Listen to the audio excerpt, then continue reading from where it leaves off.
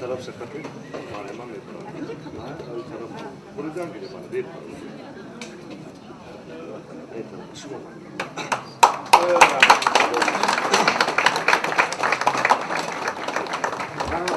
Сегодня было официальное открытие государственного учреждения Национального научного центра трансплантации органов и тканей человека. Это единственный национальный научный центр в Средней Азии и в ближних зарубежье на 26 коек. Данный центр оснащен современными оборудованиями и уполномочен для производства трансплантации почки, печени и в последующем красного костного мозга. На сегодняшний день по республике произведено 10 операций по семейной трансплантации почки.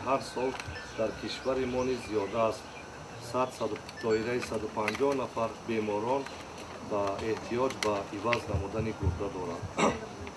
Бо дастгирии ҳукумати ҷумҳурии Тоҷикистон, маркази миллии илмии пайвандсозӣ узво ва бофтаҳои инсон таъсис дода шуд ва бинои мазкур барои ба маблағи зиёда аз 700 000 аз таъмири пурра бароварда шуд ва зиёда аз 750 000 дигар бо хати хобу рахти хоби беморону ва тамоми дигар таҷҳизотҳои зарурӣ ва маводи дораворӣ ба маблағи зиёда аз 200 000 ворид шуд.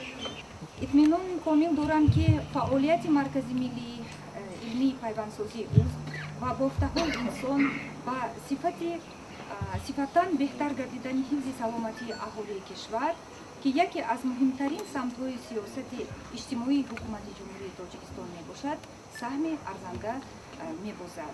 4 декабри соли 2010 ман операсияро кардам. Ман шукри худо то ҳозира сиҳат ҳастам. Худамро нағз ҳис мекунам. раҳмат ба духтурону раиси ҷумҳурии мо Эмомалӣ Шариф Раҳмон ки ҳамихел ҷои нағзро кушода мо ба дигар давлатҳо нарафтем, бар ҳамин ҷо кардем. В ближайшее время, в течение 2-3 недель, мы планируем произвести первую уникальную операцию по пересадке печени. В последующем планируется произвести операцию по пересадке красного костного мозга. Думаю, что это будет достойный подарок 20-летию независимости государства Республики Таджикистан.